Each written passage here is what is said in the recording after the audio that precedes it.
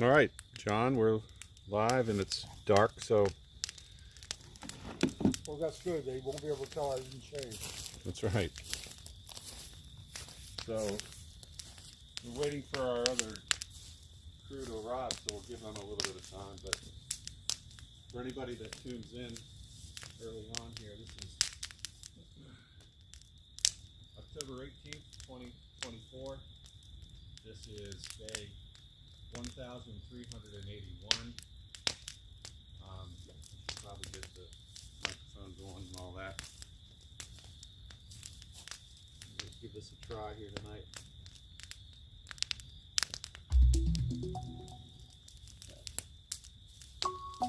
Bluetooth connected. Just hope I can get back up out of the street. Yeah, you might be glued there for a little bit. Well, I got a bad knee anyway, plus my legs are about twice as long as they're supposed to be. I could barely fit in that golf cart at the rally at Jim Penny. Really? All right. So again, let me repeat, this is day 1381. It is October 18th, 2024. We are the Northern Neck Patriots. We are having our Friday night vigils for the January Sixers and waiting on a few more people to arrive before we really kick things off. But as usual, what happens is we talk a little bit during the front end and from 7 to about 7:30, and then Jay Sixers will call us from inside the DC Gulag around 7:30 or so, and we'll wrap up at 9 with singing of the national anthem. We decided today to enjoy this beautiful weather and sit outside, have a little fire, and kind of celebrate the end of the season, getting close to an election, getting close to a lot of freedom for a lot of guys. And I look forward to the day that we can sit around with every one of them and their family members around a fire or whatever, and just enjoy each other's company. These guys deserve it. They've been through hell. I'm going to give you this microphone, Okay. and I'm going to use the other one. But maybe it's just the two of us here. Well, Get some Lou Rawls songs going. Just the two of us. while Tom's getting his mic, for any of you that missed it, last week was our second anniversary of these vigils, and it was great. We actually had one of the J Sixers with us, John Mellis, that is now a free man, of course, with certain restrictions. And of course, a month or two ago, Fellows was at one of the vigils up in D.C., the one run by Mickey Whithoff, Ashley Babbitt's mother. So it's really nice to see these guys starting to get out, and hopefully in about a month, or actually less than that, a little less than 3 weeks, we'll have more good news for them. Get ready to be blinded, John. All right, I'm properly blinded. So if there's any hunters out there, I am a deer in the headlights. I'm now an official target. See some headlights coming up. I guess we have a couple more Patriots getting ready to join us. But anyway, I'd like to commend the Northern Neck Patriots. By the way, my name's John Haynes. I'm the editor of the Northern Neck Sentinel. But I'd like to thank Tom and the Patriots for all the hard work they've put in. I get to as many of these as I can, but I can't, unfortunately, get to all of them. But they get to all of them. And I'd just like to salute their efforts. We were helped at the beginning by Mickey Whithoff and some of the other J6 wives and girlfriends to get set up. And, of course, they've been going up in D.C. I think it's up for over 1,000 days, isn't it, Tom? They've been 800 and some days 800? straight. Yeah. 800 and something, okay. 820 or something like that. Yeah, I think they started, a few months before we did. They did. And But they go every night.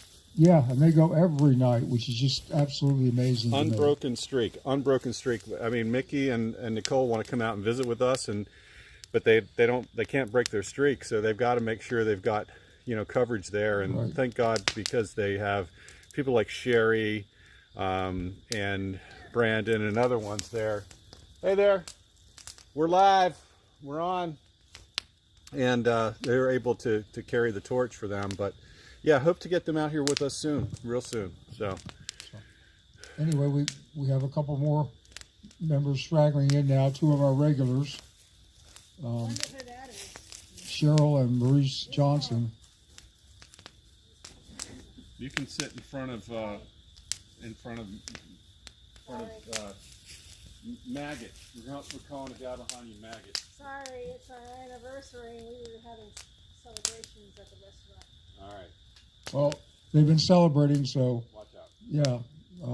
Fasten up your seatbelts, folks.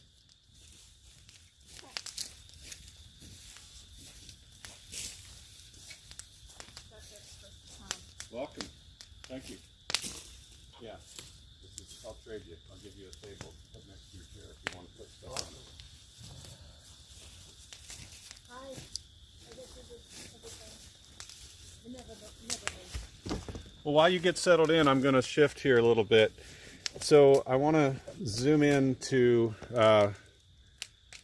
my laptop. And what I've got here is the NPR website that I look at every week. And you can simply put in a search and just do NPR J6. And this is the site where they basically just tell you everything that's been going on with the January Sixers, how many people have been arrested and charged, 1522 total. They got their whole little thing up front, all the stats. And then what they tell you is the new arrests in the last week. So I'm going to go ahead, since I'm right here, share it with everybody. Looks like there were 6 new arrests in the last week. So this is, again, October 18th, 2024. We still have got to do our prayer and pledge of allegiance, which we'll do in a second. But let me go ahead and do this right now. So Thomas Bordeaux Sr., 61 years old, from Rumford, Maine, was arrested on October 16th in Portland, Maine. Teresa Konomak was charged by information on October 15th. She's 67 years old, from Napa, California. Stephen Fogarty from Las Vegas. He was arrested on October 18th in Las Vegas. And then Michael Hirschberger Davis, 40 years old, from Statesville, North Carolina, was arrested on October 16th in Statesville. Not sure where Statesville is. Hopefully it's not in some of that area of the devastation, but still it was a bad day for Michael Hirschberger Davis on October 16th. This one's an interesting name. Cylester, C-Y-L-E-S-T-E-R. Celester Maxwell was arrested on October 18th in Atlanta, Georgia. And then last one is Donald Charles Stedman Jr., 48 years old, from Statesville, North Carolina, also arrested on the 16th of October in Statesville. So again, putting this site out there to everybody every week, but I got to tell you, this poster or this picture at the very front of the website, I was thinking that this was staged, just because these two ladies in front just seem to be really, like, just, I don't know, just the looks on their faces, the flags in the background, all that. Well, guess what? These two ladies were arrested the week before last. Go check it out. NPR J6. You can check it out. All right, there we are, back to the vigil. We'll start with the prayer and the Pledge of Allegiance. And welcome, guys. How was the anniversary dinner? It was too short. Everybody, sorry if we had a couple wines and beers. You seem fine. You seem fine. I do have something I need to talk about later. But All right. Well, I'll take that microphone down. The flag is being held by Maggot Mike over there. It's got the flag. And let me get them in the. Move over my speech of the night. so, again, as usual, we start with the prayer and Pledge of Allegiance. And the prayer, keep it simple. Heavenly Father, thank you for this beautiful day. Thank you for the ability to be outside around a fire with friends and patriots, calling attention to one of the worst things that has happened in our lifetime, and that is the people that have been scooped up and tucked away unceremoniously and just wrongly for January 6th, and give every one of their family, their children, their friends, anyone that can help to support them, the courage to do so. In Jesus' name, amen. Amen. I pledge allegiance to the flag of the United States of America and to the republic for which it stands, one nation, under God, indivisible, with liberty and justice for all. So we've got an event going on tomorrow at the Richmond County Gun and Knife Show. We've got a table set up, Patriot table, just like we had at the last Saturday event for the Republican fundraiser. And all of our usual stuff is over there. All of our flags, our back to blue flag and our regular American flag are over there. So we're making do tonight. But excited to hear from some J6ers, and we'll get things kicked off as usual. So, Cheryl, you said you had something you wanted to read. Are you able to see, or do you need some light? We have a light here. John, I gave him the light, I think. You need this chair, I think, huh? Yeah, I'll sit there. Go ahead if you got it. Yeah, this was really disturbing for me, and it's kind of hard for me to say, but I want to express, Does that help you? I don't know, how important, is this on? How important it is to write letters. And I didn't realize how important it was until I got this letter this week. And I've been out of touch with a lot of the J6ers for about 2 months now because one person has occupied my time. And Maurice always said, but you're forgetting the other 50 that you talked to. You can't do that. Well, I did. It's wrong. If you write to some people, keep writing. Don't just forget about them, because I got this letter from Jeff Sable. And he only wrote me one time, but it was really disturbing for me. He says, Where are you from, Cheryl? I couldn't hear it. Jeff Sable. Yeah, I got one from him too. He goes, by my recollection, the last letter that I received from you was on August 1st. A 3-page letter that was, whatever. That 3-page letter was very, very cool. I see from my previous stack of mail from you that you've written to me on very regularly. Specifically, I have letters from you dated May 15th, June 12th, July 1st, July 13th, July 18th. You did not send any letters after August 1st.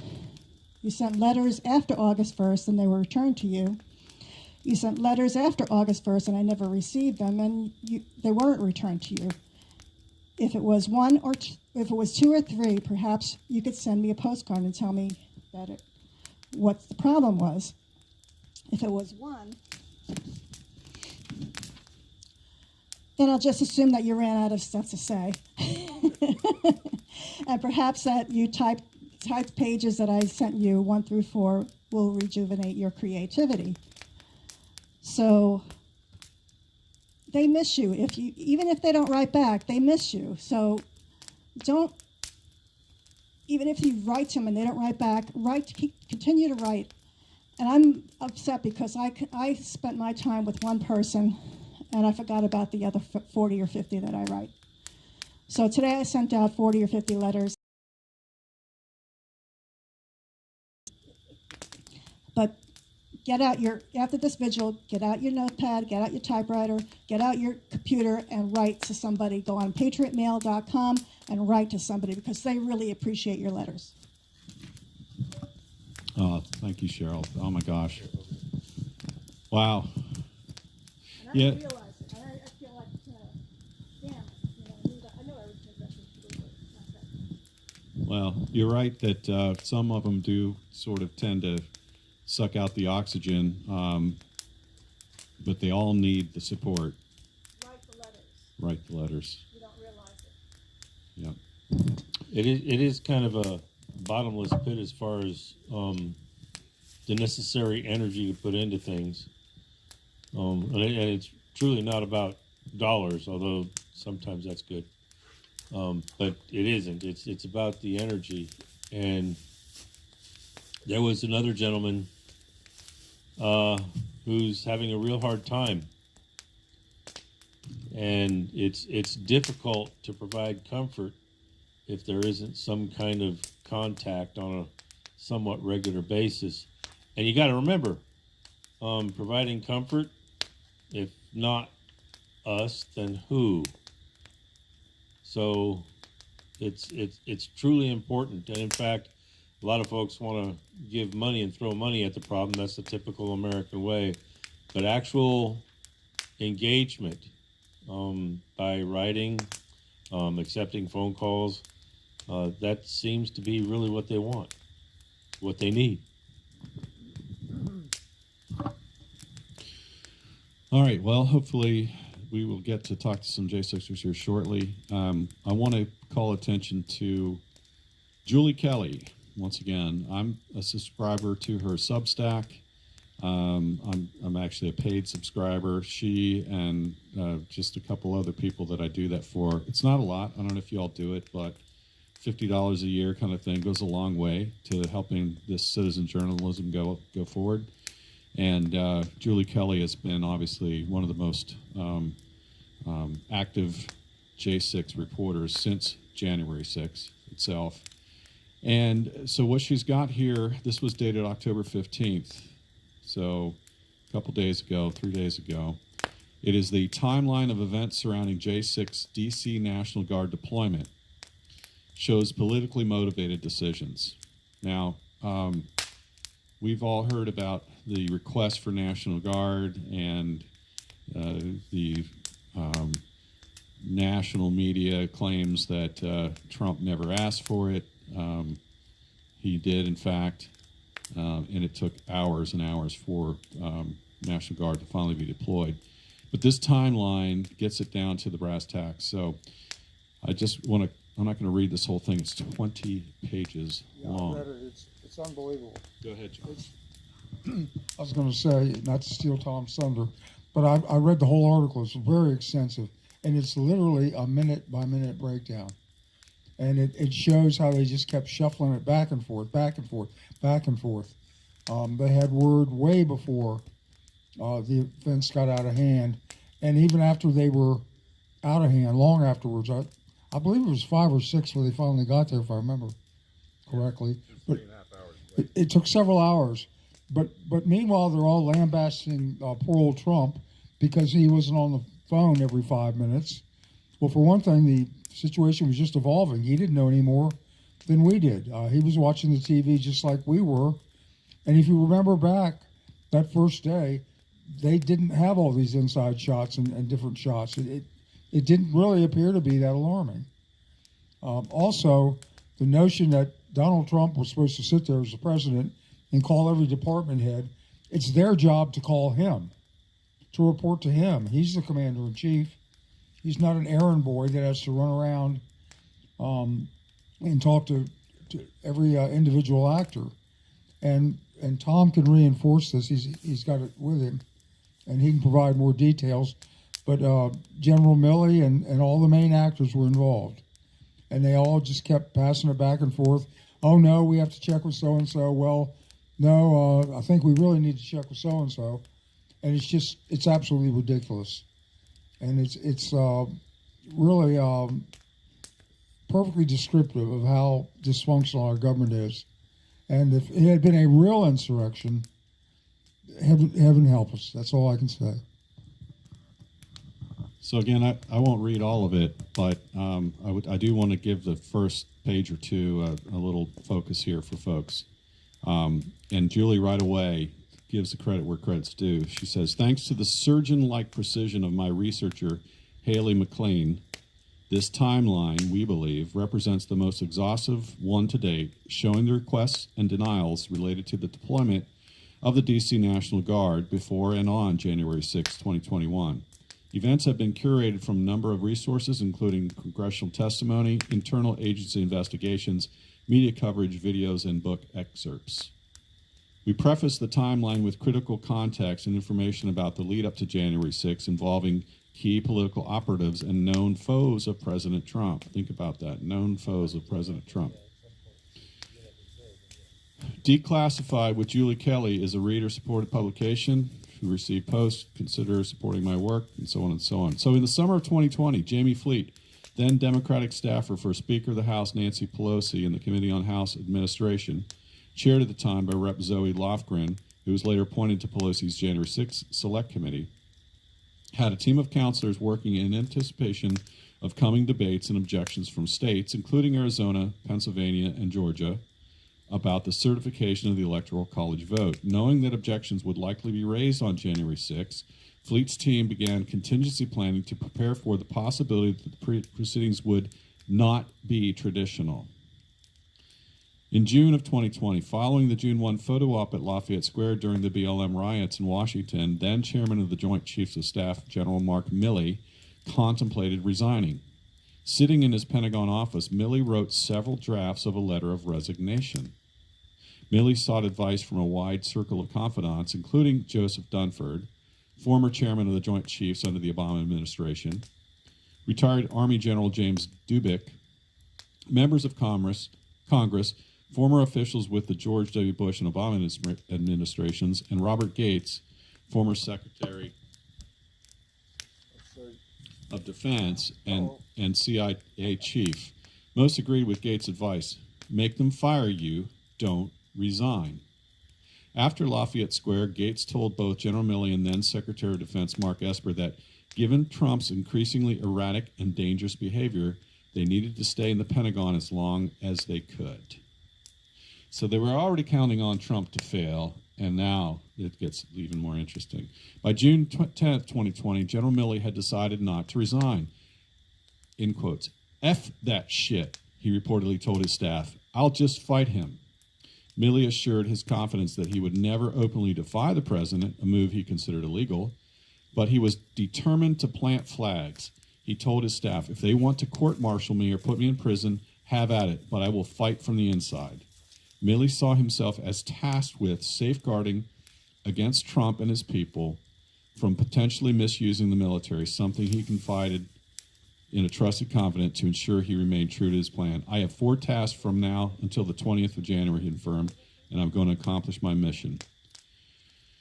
So, Milley, and just so many of them, they had such Trump derangement syndrome that they felt like anything that they did was justifiable. And so this is what we're still up against, even now with election season in full swing and the election itself less than 3 weeks away. You know, we can dissect this whole thing, this thought process of let's get Trump because stop him at all costs because he's guilty.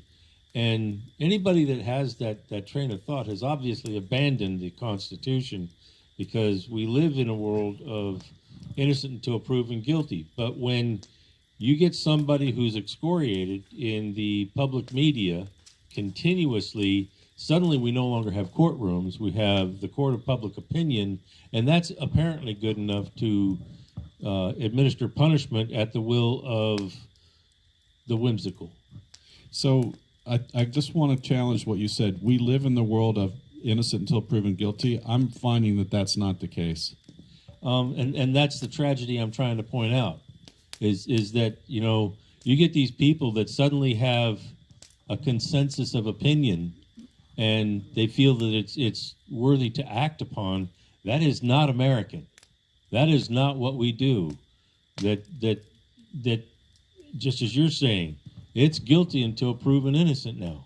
I have an example in our own organization of someone who felt that his direction that he wanted to go was more important or better than the rest of the organization's group. And so in our own little Patriot group, we found ourselves facing somebody who thought they knew better than the rest of the people and was willing to justify doing things against the will of the rest of the people. So it's just how funny and how slippery a slope it is that people can fall down that path. And you know, you just described, I just listened to this today on the radio as we were driving. Psychosis, where you're disengaged from reality in such a way that your acts do not interface well with the rest of the world. And that's exactly what you're describing, and I'm familiar with what you're talking about as far as what's going on within our group, and it fits. It is a psychosis. In some cases, we could call it sociopathy, but it's out there, and all of these components are actually part and parcel of TDS, and other syndromes as well, but most notably today, TDS is the big guy on stage. So yeah, there is a sickness going on out there, and an entire country is paying for it, if for no other reason than we generally like to give somebody an inch until they take a mile. Trump deranged. I don't know all these acronyms. And I'd just like to, just ignore it, that one.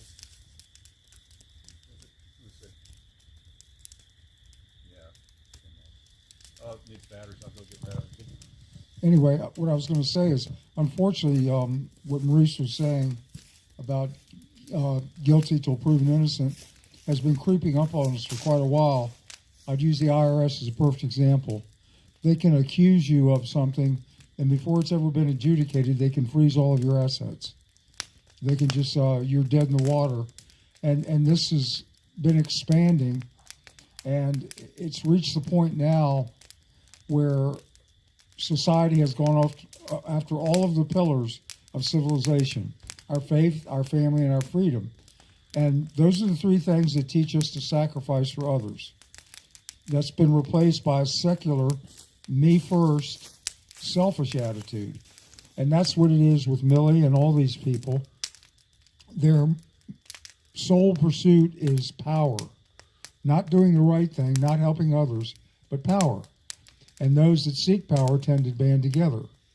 And that's when they're talking about Trump derangement syndrome. What causes that syndrome is that there was someone who stood up to him. He said, no, that's not acceptable. No, we're not going to go along with that. We're going to defeat you and change things. And that is at the core of all of this. Donald Trump is one of those rare individuals with the courage and the common sense to take on the power base. And because of that, he's an existential threat. And because of that, you can expect them to use every means available with no regard whatsoever to decency, to fairness, or anything like that. We're in a fight for our life and a fight for our nation's soul. And that's going to be my lead article next month. This next month or few months is going to determine what happens to the soul of America. And we're the only ones that can stop it. Yeah. And to that end, stopping it, and I had occasion some time ago to communicate to somebody that you got to be willing to do everything. And if you sit back and hesitate, you're not fulfilling your purpose, because if you think about it, hesitation has a consequence of meaning that you're going to ultimately live with what it means to lose this fight. And if you're comfortable with that, then go ahead and hesitate. I personally won't, because I don't want to lose. I'm not willing to accept the options that come along if, in fact, we do lose. So that's just me. I'm not advocating that anybody else adopt my thought processes, but I thought I'd at least share that. Unless you really are comfortable with the idea of what happens to the world if we lose, go ahead and hesitate. But if you already know that that's not acceptable, put it all out there. Maurice, you're dead on with that. Last night I watched some of the 1A Film Festival. There it's on again. So yeah, the 1A Film Festival that you mentioned, I'm going to kind of fill in for you for a second while you're doing batteries. That's actually remarkable. That's some extremely well done documentary material in that. And it's something that if you haven't, you need to take a look at it. Perfect. Yeah. So I was watching last evening the first couple of hours, and I got into Mark Sutherland's two films. One is The Iris Echo, and the other one, oh shoot, I've forgotten it already. But The Iris Echo, it imagines a future state where communication is all but wiped out except for basically a ham radio type, scenario where you get all of your news from the state, and there's rationing of food. Everybody's hungry. The world is controlled. It's the scenario of the New World Order. You'll have nothing and you'll be happy. Newsflash: the folks aren't happy. But wow, that was so well done. The Iris Echo by Mark Sutherland. Just go to 1afilmfest.com. You can buy 12 hours of unbelievable documentaries for $25, and you can watch them over and over again, and you can share them. And they're supposed to have this packaged up and ready for distribution here very shortly. But get on there, get it, and it'll come to you, and you can watch it, and you can share this information with people that really need to learn things that are eye-opening.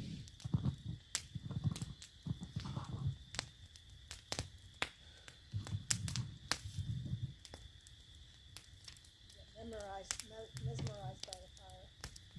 Yeah, I loved having the fire. That's something I can fill in as far as with, Earlier, Cheryl had mentioned her letter from Jeff Sable, and for those of you not familiar with him, he was one of the original J6ers to come to Warsaw. He was only here about 7 weeks, and the first 2 weeks of those were in COVID quarantine.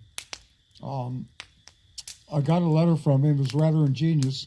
On one side, it was handwritten, and I'm not going to go into too much detail. He was basically praising the Sentinel and thanking us for doing it.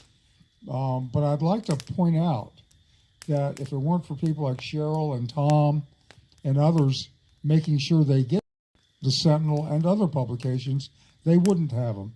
So again, to Cheryl's point of keeping in touch with them, letters, of course, are always appreciated. But if you could send them periodicals or other things, they appreciate everything, and it's so sincere. Now, when I say ingenious, on the other side, he had a hand-typed, extensive article discussing the decline of our country and how we've gotten to where we are. And I'd just like to say that, like so many of the J6ers, this guy is really eloquent. He's obviously very knowledgeable about our country and our history. And I would say he's very typical of several of them. He's also sending copies to Jen Baker, who has a wonderful podcast, and she works with Trennis Evans, Condemned USA. And anyway, we're coordinating with her and Jim Hoft of Gateway Pundit. And I've collaborated with them some in the past, but frankly, I've just been so busy, I haven't had a chance to. In fact, I talked to Jim Hoft not too long ago. But the Sentinel is going to start coordinating with them more closely to try to package together some of this information in a little bit more effective way. But in the meantime, I would urge you all to follow them. The Gateway Pundit's the first thing I check every day. And they're just really marvelous when it comes to J6. I think them and Julie Kelly that Tom discussed earlier are really the tip of the spear. They do some really quality investigative reporting. So anyway, just to give you a heads up, that's something you can look forward to. And as these guys keep getting out and increasing numbers, I think this is going to all come into focus. And I'd like to encourage you all to keep following the vigils, follow the nightly vigil at the DC jail. There are a lot of events the Patriots have been involved in. The monthly jail board meetings they've been attending religiously. And the impact is much more than you might think. I've had several J6ers say that they're sure that the reason that they got out of Northern Neck Regional Jail was people going to the jail board meetings, going to supervisor meetings, all the publicity, and finally the heat got turned up so much they shipped them all out of there to a much better place. So, at least according to the J6ers, your efforts have done a lot, and it means a lot to them. And I would just like to thank everybody who's been doing this good work, and just commend you and just ask you to keep on keeping on. John, that's so true, and we need to thank everybody all across the country that are doing the flag waves for J6. You know, when they're outside of the detention facilities, you know, trying to call attention to it. And there are people all across this country that are supporting these men, and they know it and they feel it. So I just want to comment on some of the comments. Ava, Julie Kelly is a wealthy, just FYI. Yes, I know there was some controversy over, you know, what is her background, her husband, and what he does and so on. But, you know, I just kind of let that go and just continue to listen to what she's reporting. And all that may be true, but I gotta believe that what she's reporting is stuff that she believes in reporting. So anyway, and then Metro, hey, that guy in the back doesn't move much. Yeah, that's our buddy. He's just he's the flag waver, but we're trying to get him to be a little more active. So anyway, hopefully it's not buffering anymore. It looks like we've got fairly good speed here, got good internet connection. So thanks everybody for joining in with us, and hopefully we get a couple calls here shortly. Speaking of getting calls, one of the things Cheryl's noticed the past several days is that she was getting tens of communications from the J6ers on the service known as Core Links. And then all of a sudden, it's down. Well, it's not, I shouldn't say it's down because, here, Cheryl, you tell them. Yeah, for the past week, I usually get wake up to 5 or 10 or 15, depending on who's emailing me. And that could be just from one person. Emails, but in the last week or so, nothing. And I correspond with someone else who gets many Core Links messages per day, and ask her if she's been getting anything, and she hasn't either. So there's a communication blackout with Core Links. They're not letting anybody get through, but people, it's just not one person. Maybe it's just the people who are very active and they have, I know they have my number, but very active, and they just don't want communications to us. But this other person also gets quite a bit of traction with the J6ers, and there's nothing, not from anybody. So if you're experiencing a communication blackout, it's not just for you, it's for a lot of people, and I just don't know why. Maybe because the election's coming up and they don't want their voices to be heard. But I guess when it's all over, we're going to get a stream of all the miscommunications in one day. Yeah, I had the same experience with Core Links. I try to keep the people I correspond with down to a fairly reasonable number, because you can get overwhelmed. And I try to remind them that obviously I'll do anything I can to help. We write about them on a regular basis, but there are just a few, and I'm not going to mention any names, who do take up an inordinate amount of time. And I don't have any compunctions at all of telling them that we're trying to help a lot of different people, and this is one of the disagreements we even had in our own groups, the Northern Neck Patriots, as far as how to best help these people most effectively. And that's important because they have varying needs. I've had some of them tell me, John, don't worry about trying to help me money-wise. My family's very supportive. They can afford to supplement my commissary. And quite often, they'll recommend other people that they know are struggling. So these people are, among themselves, are very magnanimous, very sharing. And I've really come to admire them. A lot of character, a lot of intellect. And the more I experience this, the more I realize that this is the hill to die on. This is the final battle. Now, I'm not saying if they somehow finagle the election again that it's over. For instance, even if they do cheat, we're much more prepared now to fight back. We've got a lot more things in place, and they're not going to be able to get away with it as easily as they did before. Also, even if there is a controversy, if we have clear control of the Senate, it's going to pretty much hobble whoever's in the presidency.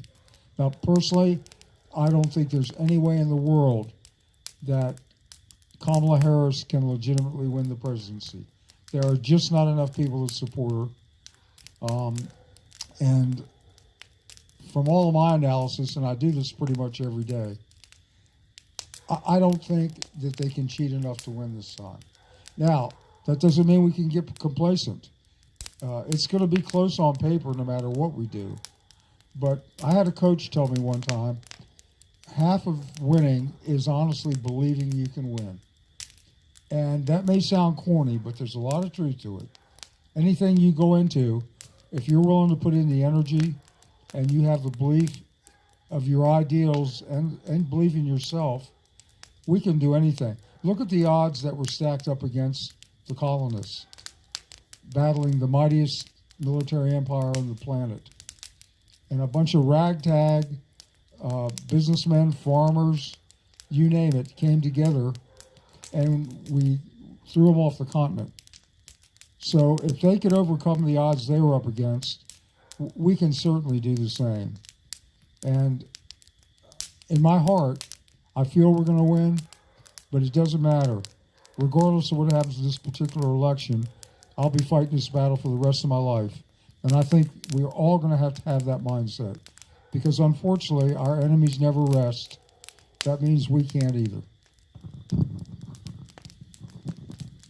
Real quick, and I'd just say this, that everybody who thinks that, okay, all we got to do is get Trump back in, he's going to fix everything, y'all know he's just going to open the doors for the rest of us to do the work. That's got to be the mindset. We've got work to be done, and we need to get after it.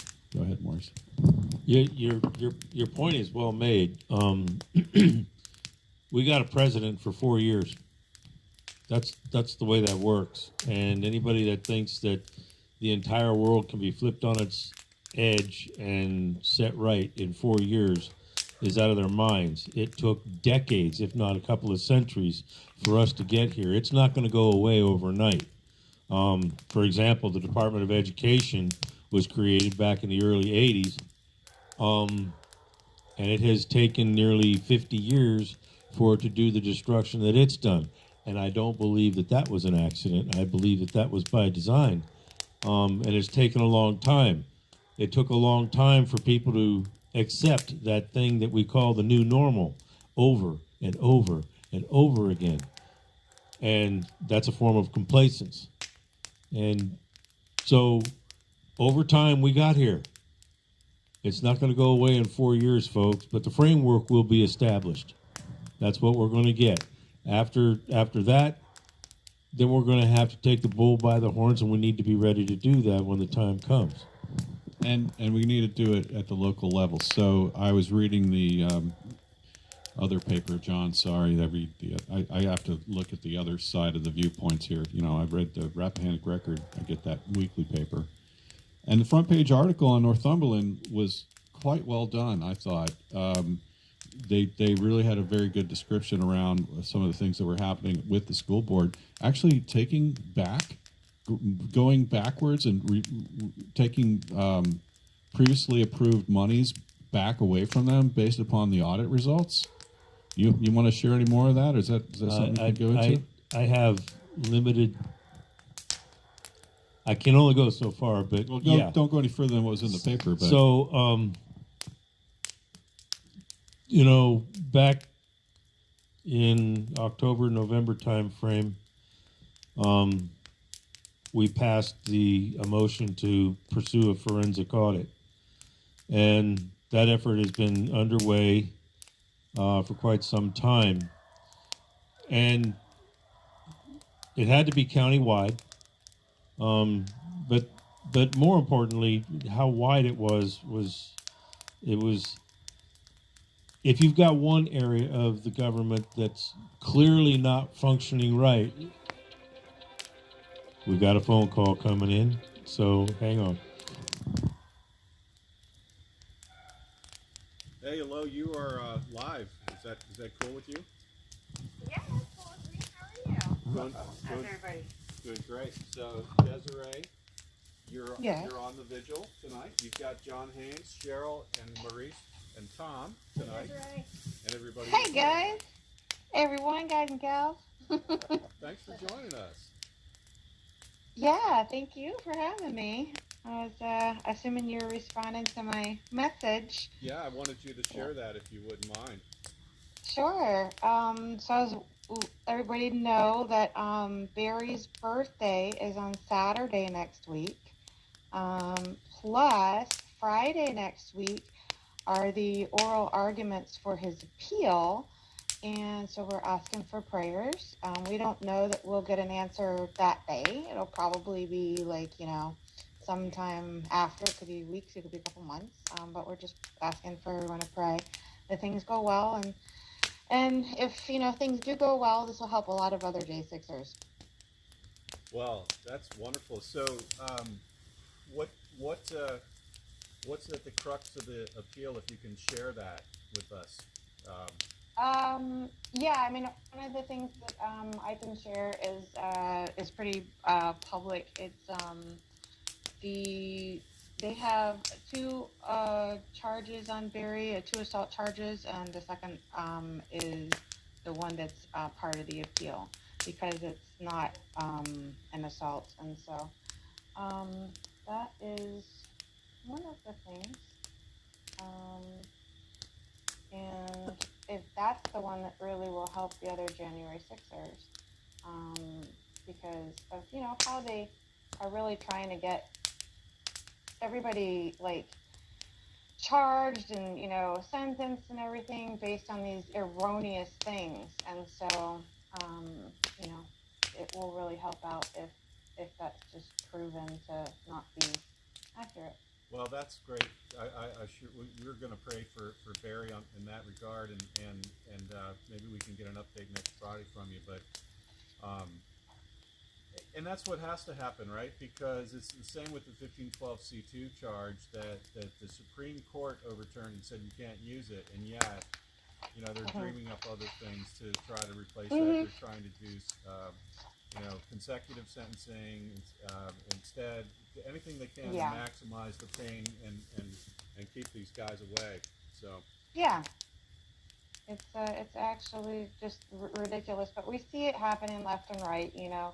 As we all know, we're under spiritual warfare right now, and so these guys are just throwing all these lies, and and we have to do our part. Stand for what's right, and God's got this in the end. how's it been with the effort you've been working on with the churches and trying to get out the vote? I'm actually doing it right now. So when you texted me, and that's what it's called right now, WRITENOW.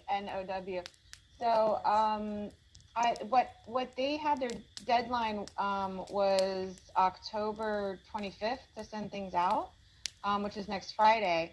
And they've had such an overwhelming response to people sending out the letters that they were able to open up the addresses of Christians that don't get to the polls in Pennsylvania. And so I'm actually writing to Pennsylvania right now. So just for all of you that just may not know what I'm talking about, myfaithvotes.org/write, WRITE, now, NOW.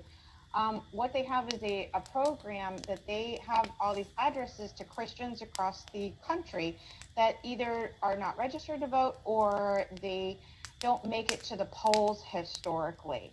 And these are pre-written letters. So what I did was I print out the letter. I say, hey, I want to send 10 letters. So I print the letter out and I pray over the letter. I address it, I stamp it, and I send it out. And it is basically, explaining to them how America's at a crossroads and Christians have an incredible opportunity to set the country on the right path by voting for biblical values. And, they are a .org, so they can't say, hey, this party or that party, but I think that the message of biblical values speaks for itself. And anybody who is thinking to themselves, what candidate would I choose? They would make the right decision, in my opinion. Yeah, which one? Yeah. That's a hard. Well done. Oh, that's perfect. Desiree, Yeah. this is John Haynes. How are you? Hey, great. How are you? Good. I've gotten a couple letters from Barry the last couple weeks, and Oh, that's awesome. he's his usual shy self. No, they're very well done. I love hearing from Barry. But what you were talking about, the church is getting active. I've had a lot of emails from people in this area who are getting the churches activated. And in the current edition of the Sentinel, which you may not have the paper copy, but you can find it on the website. Yeah. And I think I try to send you a digital copy every month. Yeah, I see it. But there's a whole page comparing the biblical view of how God would view the two platforms, being Harris and Trump. What God's view would be of those. I don't remember what page it's on, but when you get a chance, Desiree, look at it. I think For you sure. might find it interesting. I think so too, and that would be actually really cool because I'm now sending a newsletter out monthly, just updates and stuff to people who have contributed to our journey or have signed up, let me know their address or whatever. And there's like 600 people on the list now, and so I'd love to connect them to that in my next one, which will probably go out in this next week. Well, we've had a lot of interest, and I'm hopeful that the Christian community will come around, because I've been very disappointed up to now how they've handled this. And not to get too much into my personal stuff, but I actually left my church because I felt they were straying from biblical principles. So Yes, this is happening too. So the organization I'm talking about, the My Faith Votes, they address that as well. There have been actually a lot of one of the things that they brought up is like transsexuals and stuff like that are kind of like sneaking into the church and becoming like pastors and stuff like that, and saying, that that abortion is okay, and just a whole bunch of different things that are obviously not right, and they're actually teaching in a way where the prophecy of false prophets, and so they're teaching in a way as if this is God's word, and so it's really corrupt. So it's, I'm glad that you're bringing that up. yeah, and it's heartbreaking. I had I'll be honest, I was a member of an Episcopal church. I grew up in the Episcopal church, and a lot of my good friends attended that church, and it was a difficult decision, but it was getting to where half of the people being ordained for cardinalships and those types of positions were homosexuals. And I wish them no harm, but they have to reconcile their weaknesses with God, just as we all do. Right. But that does not mean they should be exalted. Right. Our bad habits should not be celebrated. Let me ask you a question.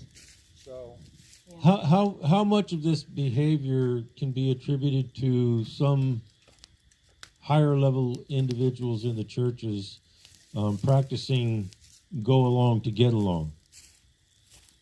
Well, Right. we're more worried about butts in the seats than espousing biblical virtues. Yeah, that's kind of what it looks like. Yeah.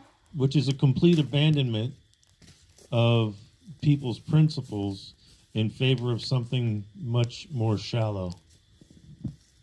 Right. And there's a lot of people that are just being lied to, and they might be new to a church or what have you, and they're not getting the truth. And I think that it's unfortunate that this has happened, and it's been going on for quite some time. As I've just been brought up to speed on it, I didn't know. I just knew. I actually just learned about Christians not voting. I was pretty surprised when I heard Trump at the Believer Summit say that this is millions of people across the entire country, about 25 million people. And I was just appalled. I was like, wow, I would think that of anybody, and he brought up also gun owners. I was Right. surprised about that too. Right. I'm like, but at the end of the day, like you're saying, the choice to just kind of go along with things we have to have the courage to stand up and stand for God and the principles, and that's part of part of the prophecy of the end time. So we're in it. So Desiree, why do you think that people just don't vote, even if they're registered? Why don't they get out? I mean, is it because people just think that their voice doesn't matter? I mean, it blows my mind. I can't quite understand why they don't. Well, I can tell you, just from, I was brought up as a Jehovah's Witness, and they don't believe at all in politics. They believe that God's the one that rules everything, and man should not, okay? I don't know about I could only speculate about other people. They might think, things like, I don't know which side's corrupt or not. Have they done their research? Do they know? Politics is a game of a lot of lies, Right. and it's been that way for a long time. And so that's led to complacency. So if people are not educated about like what actually is going on, and who knows, like what age they are and what generation they were brought up in, to see what were they taught in school, about the country. That I know I was taught some things that were not very true. I find out now, and I'm almost 50, so like in my time frame of growing up, they were already doing these, teachings in the schools. So I think everybody probably has their own, view on things, but it may not be as educated as it needs to be. And face it, we're all living our lives trying to work and, pay for groceries at this point, and all the things that are involved in life, and taking our freedom for granted. And so, I'm not saying everybody's doing that now. Obviously, some of us are doing things that we want to, encourage other people to do their research and, get eyes open. But I wasn't that way until a couple of years ago, and this whole thing started with Barry. So, and here's the other thing. Propaganda is strong, and it's been going on for several decades. And propaganda is designed to be very difficult to undo. And so, I'm not trying to make excuses for people, but at the same time, you got to understand what life they might have lived. Truly, when you mentioned propaganda, and there is no such thing as bulletproof when it comes to propaganda. It comes from all directions, all sides, and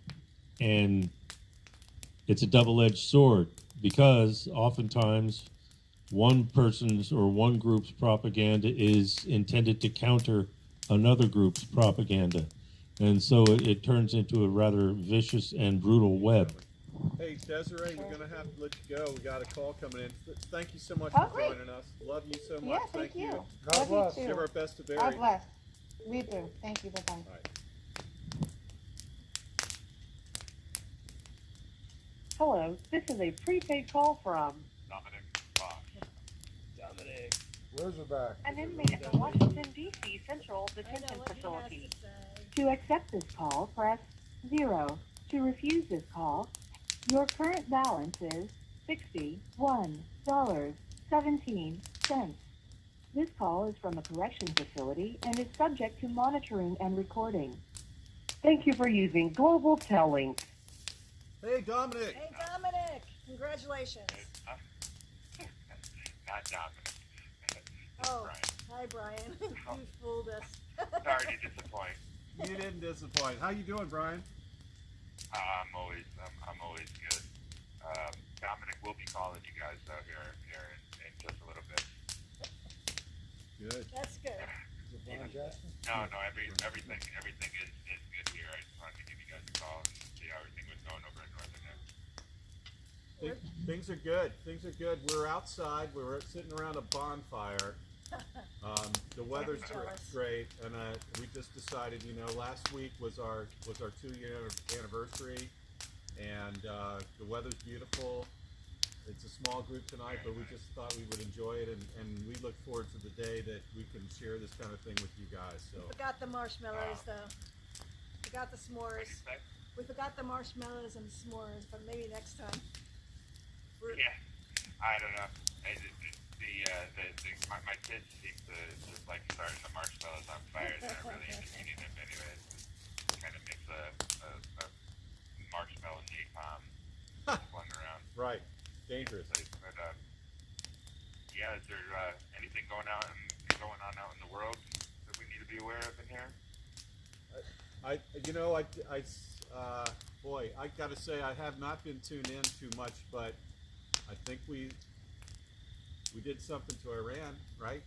Did we launch an underground facility in Iran 2 nights ago, something like that? John, do you know? We wiped out the head of Hamas.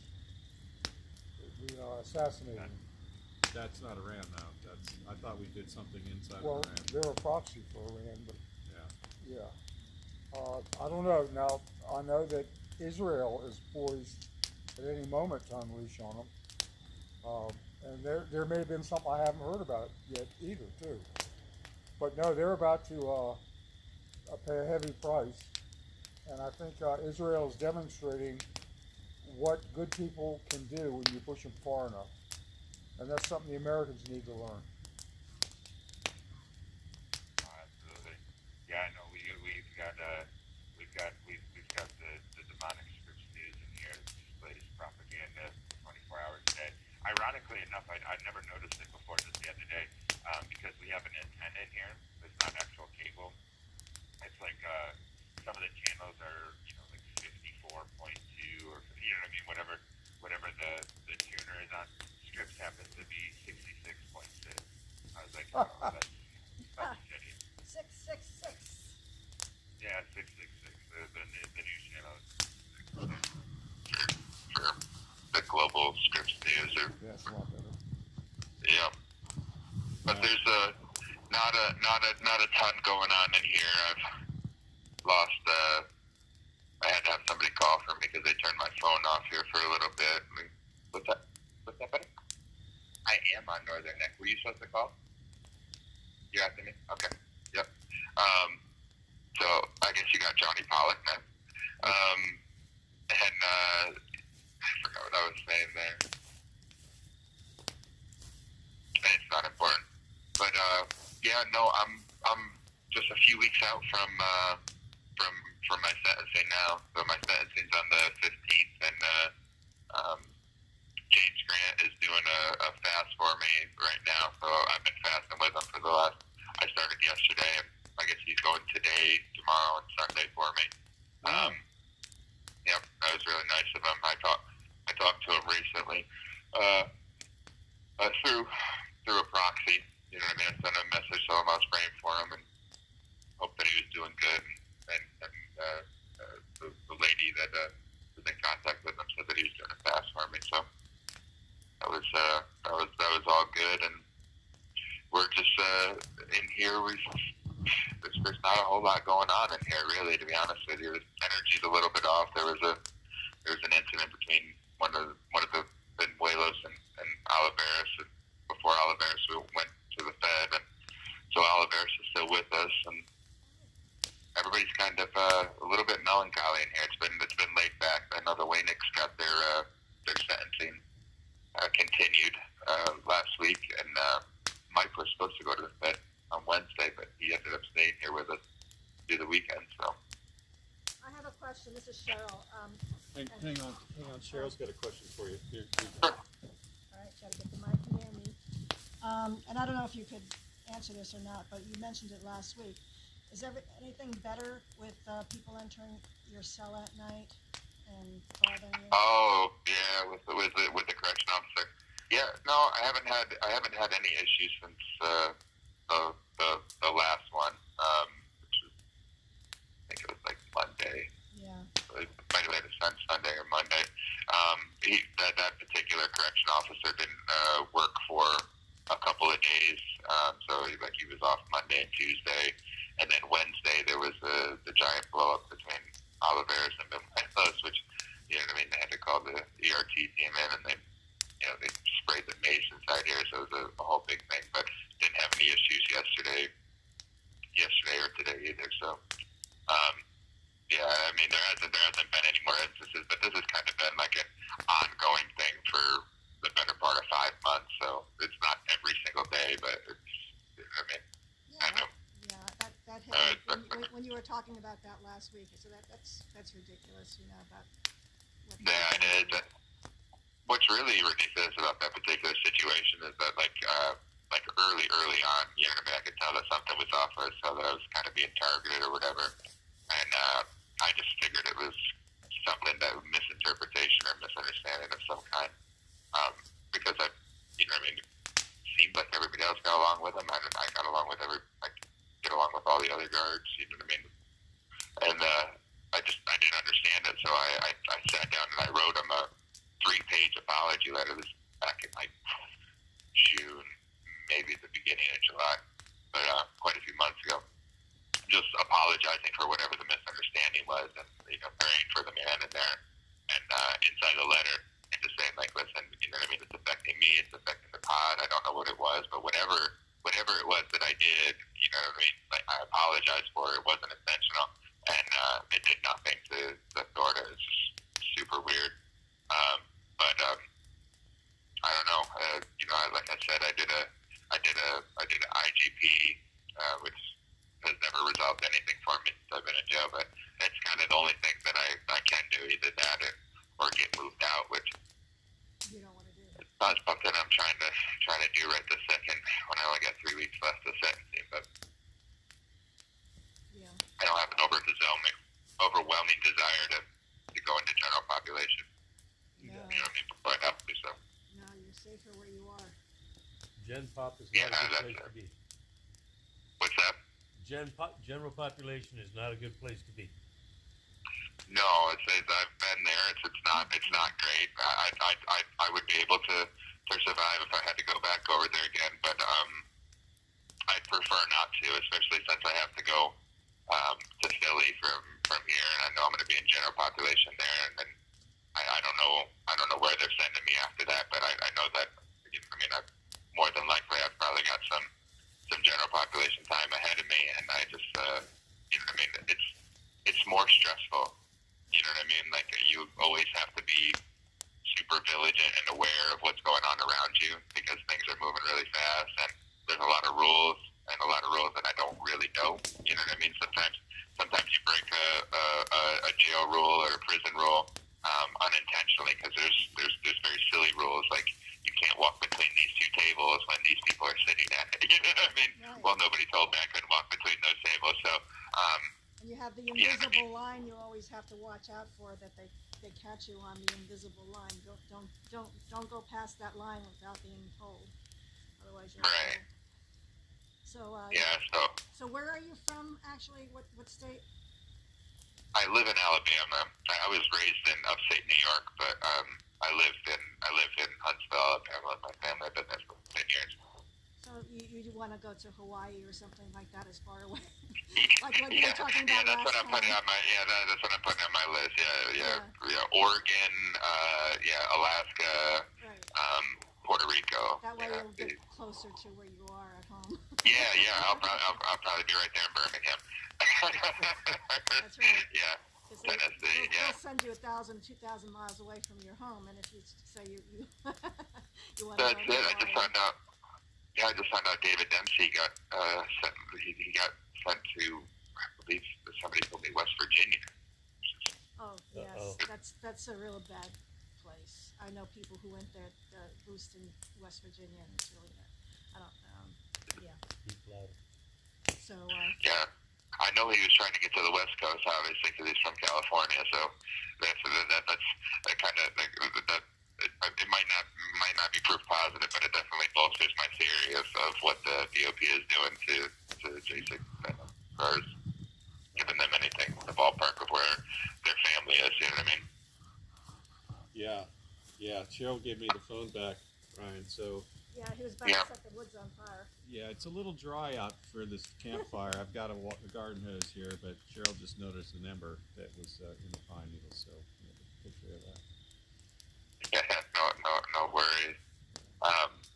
I've got a prayer. I got my Bible open. I got a prayer I'd like to read if you don't mind, real quick. Fantastic. It's Psalms 54. I was reading this earlier. I was like, you know what? I'll share this on the page. So, it's from the chief musician, the Psalm of David.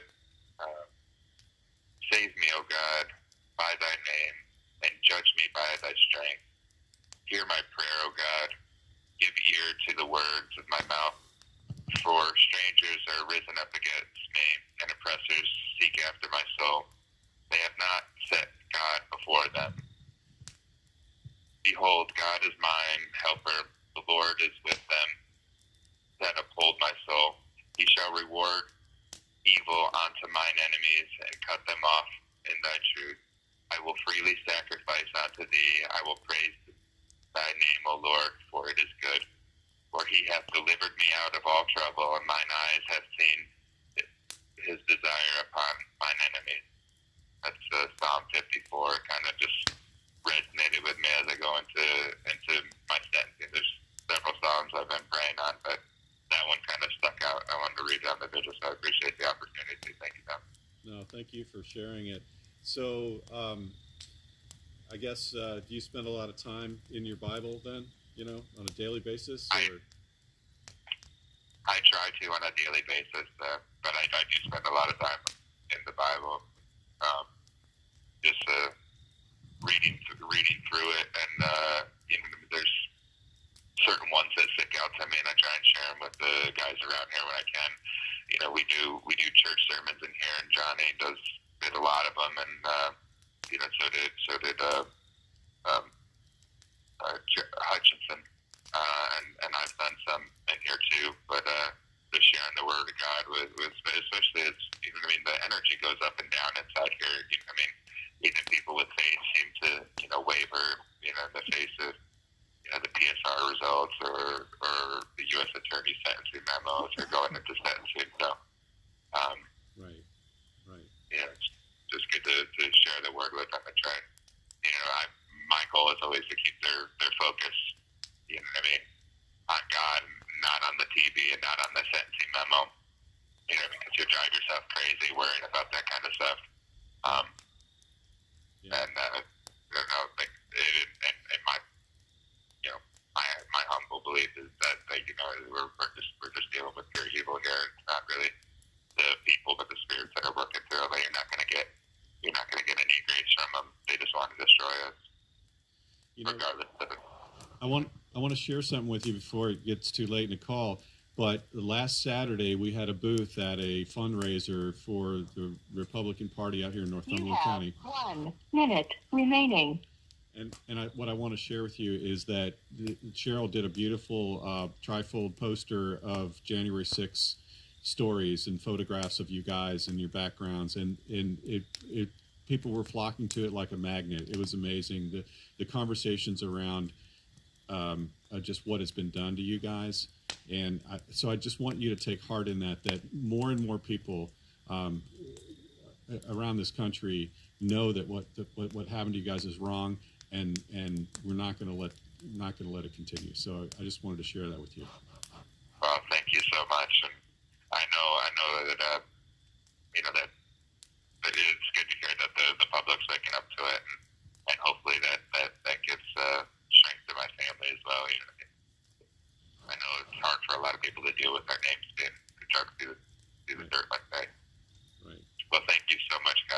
bless you and Godspeed.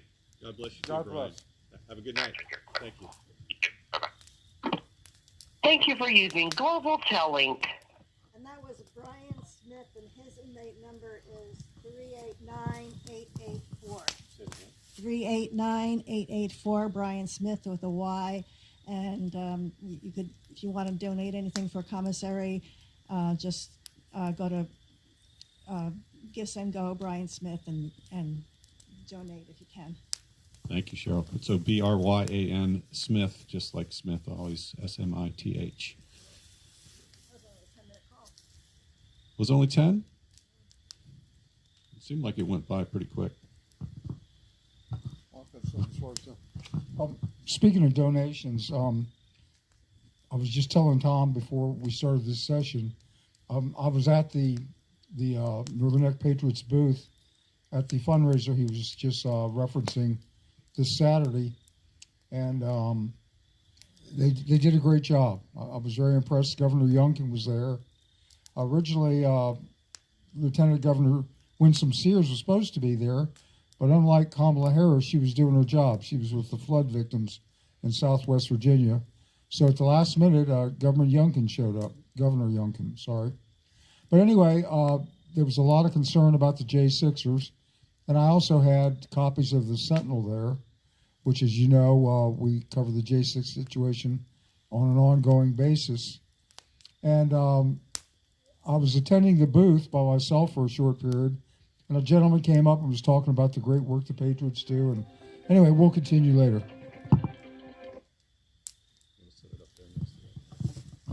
Xin chào, đây là một cuộc gọi trả trước từ Jonathan Pollock, I think.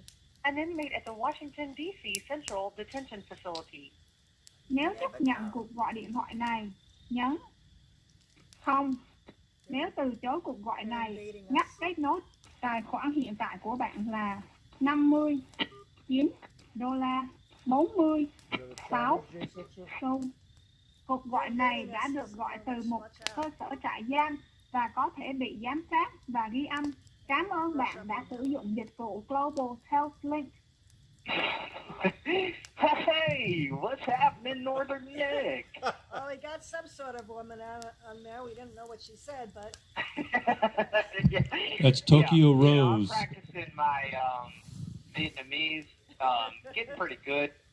Basically memorizing what the lady says before in English, and then I listen to this in Vietnamese, and basically know how to speak Vietnamese now.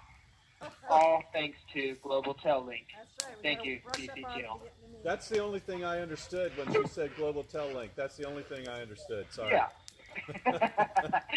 Well done. Now you speak Global Tellink. I mean, you speak Vietnamese. That's right. Yeah. There How's you it going, go. Jonathan? This is Cheryl and Tom and John is here, and of course my husband. Oh man, how y'all doing? Yeah, we're doing good. I'm here. Mr. Joe's here. Joe Hutchinson. You know, just hanging out.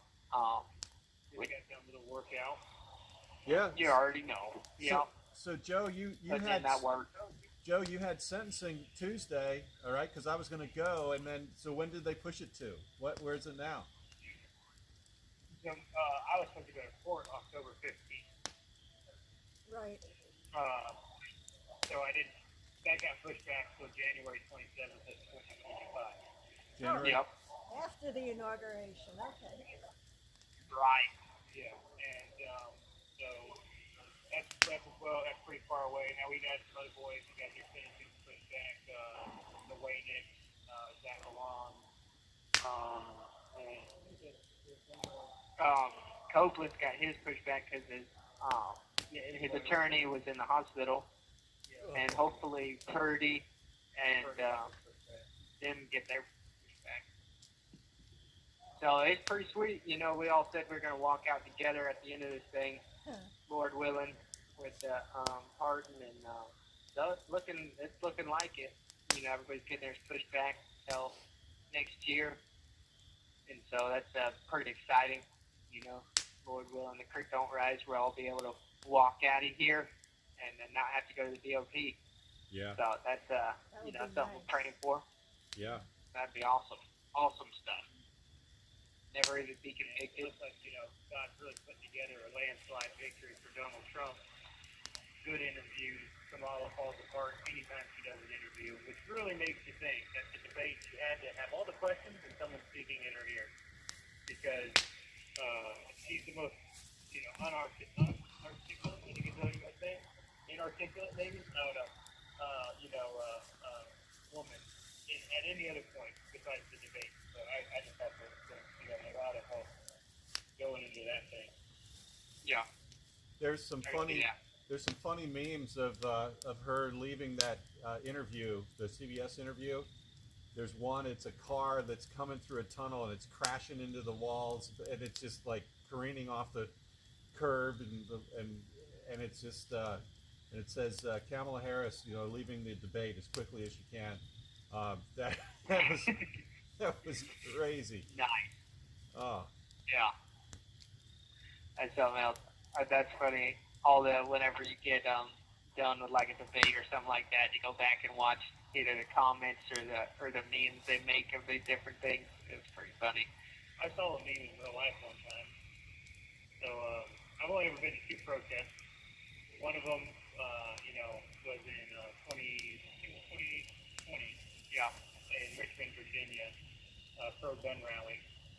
And I saw a guy walking with a bear 50 cal on his shoulder. And I literally looked over at him. I was like, that's going to be a meme. And I got home, and he literally was a meme when I got home. And I was like, yeah. I saw that man in real life. And, seen that real time. Uh-huh. That's pretty funny. That's pretty cool. Yeah. So that was. So what y'all been up to? Oh, go ahead. Well, that Richmond event, that rally was the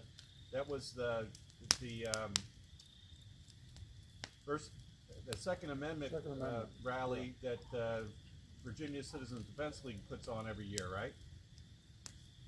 Yeah. So they were signing like 3 bills in to a law, like anti-gun laws in, and I guess that's what that rally was formed for. Yep. And big rally. I mean, tons and tons of people. I don't even know how many were there. It was like stands in the sea out there with the AR-15. And it was actually really, really cool. Met a lot of YouTubers. I met, what's his name? InfoWars. Alex Jones. Yeah. Met Alex Jones. That was really cool. You know, because at the time, I used to watch a lot of Alex Jones. I was like, oh man, I was thank you for being here. And he was like, no, thank you for being here. And I was like, oh, snap. Dang it, that's awesome. So I saw him roll in that big armored vehicle and everything. And it was a neat rally. But the sad thing is, you do your protest, and they don't care. They passed all those 3 laws after we left and went home. And that is they don't fear the people. They don't fear any repercussions. They just do everything with no regard for the people. Yeah. Well, we got to change that. We got to change that because, this is what we've been talking about. When Trump gets back in office, the rest of us have got a lot of work to do. And we got to hold our representatives accountable. And I'm sorry, but they need to get on board. They need to atone for their sins and do some splaining. And they better get to work or they're going to be out. We're going to primary them. We're going to get them out. Because we need people in this government that are going to turn things around and remember that they work for us, not the other way around. Yeah. No, and that's the thing. We got to get back to where people understand that the government is not to rule over you. That was never what it was meant to be. It was supposed to be a servant for the people to allow the people to get things done and for the state to be able to work together for the betterment of the people. But now it's become the complete opposite, and that's how people think, is the government is our ruler, basically, and we have to bow down to this government, which that was never the thing. That's why we left England in the first place, is because we were under kingship, and we're like, no, it's the people that have the power. And, and I believe that's what Donald Trump got into politics, is because he saw how these lifetime politicians would get in and basically make themselves so rich and step on the heads of the people while they're doing it. And he's like, no, I'm for the people because I'm one of them, and and I'm gonna change things. And that's the thing, we get in like you said, we got a lot of work to do, and to make it where the people understand, what we were founded on, and what our purpose is, to keep these people accountable, and to put good people in that actually care about the people, and to make it where it's not just another 4 years and then the next regime comes in and it goes right back to the same thing that was happening. Right. But, it's a difference Right. being made here, because it's big. This is big time election, and so it's exciting to see coming to the end of it. Everybody's getting hyped up. It's crazy. It is crazy. I saw an interview of Donald Trump when he was 34 years old. Today I saw this interview. You've all probably seen it. I don't know, but he was being asked about what the country needs, and he said, "We need a strong leader. You need to have strength." And they were questioning him at 34 years old. Would you ever consider being president? He said, "Well, no, I probably wouldn't want to do it because politics is a nasty business. But somebody strong needs to do it." Well, guess what? Right. He did. Yeah. There you go. No, and that's neat. That's neat to see. When a man doesn't want the job, but he knows he's the man for the job. And I believe the Lord used him, because it's guys that you have to worry about, that they want that job in politics. That's what they want to do, and they want to be in that position of power. It's almost a scary thing, because it's almost like you're up to something. It's not right that you want to be in this politics and things. Now, some people, are just that way. They want to be a part of it and are still good. But most of the time, people that want that power abuse it and use it for their own good. Which is kind of like Christ when he was explaining to the disciples, they wanted to have high positions and whatnot. Basically tells them, whoever wants this higher position, some slaughtering the earth, but you have to be willing to be a servant. Whoever's the most servant is going to be the man who gets it. Because a leader needs to be a man who wants to serve his people. If he's not, then he's only ever going to look out for himself selfishly. Joe, that's a great analogy. I mean, that really is. I mean, you gotta not want it to really be the right one for it. I think George Washington. I think George Washington is the perfect example of that. He did not want to be the commander in chief, and he didn't want to serve a second term, but he knew the country needed him. And from what I've seen, those who lust for power the most ardently are those least worthy of it. And I think what you said is exactly right. What you said is exactly right. No, that's it. And we see that in Donald Trump. And then now we're seeing, more people are like, if we don't do it, the other side will definitely fill those spots, because all they want is that position. They want that power. And, a lot of people that are, just good red-blooded Americans really do not want anything to do with politics. They can't stand politics. But that's the reason that we're in the position we are, is because good people stepped back, because politics became so corrupt. And it's corrupt because good stepped away, and the church stepped away, and stopped holding this government accountable, which was, the church was supposed to be the moral standing in our country. But the church became weak, and we stepped away and decided, hey, we have separation from church and state, and that means, the church will have nothing to do with politics. And that's not at all what that verse meant. I mean, what that meant is that, the politics couldn't tell the church what to do. They couldn't rule the church, and they switched it around to say, the opposite. And then it's become to this swamp that we have now, is because there's no morals in politics. There's no right and wrong. It's whoever you have to step on to get to the top is what you have to do, and that's just politics. That's just how it works. And you're not going to make it to that top unless you, do what they say and play their game. But we have a chance here, to change all that, to put it right back to how it was in the beginning. That the people choose their leader, and it's not because they have the most money, or it's because they're the most,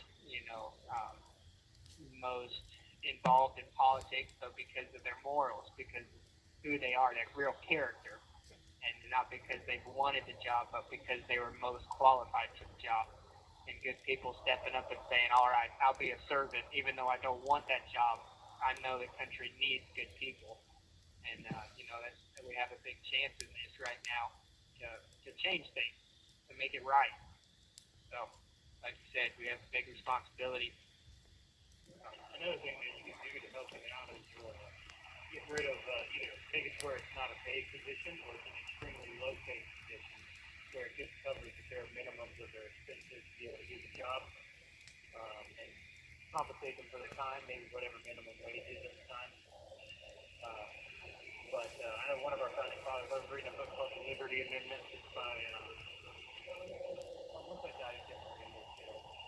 Mark Levin. Oh, which I mean, some of the stuff I like that he says, some that I don't believe in amending the Constitution. As far as I think amendments, one of them we talked about not getting paid or something along those lines. Of course, one of our founding fathers we talked about. I think it might have been Franklin. I could be wrong. But basically, when you make it a paid position, men who seek money, power, will be drawn to it.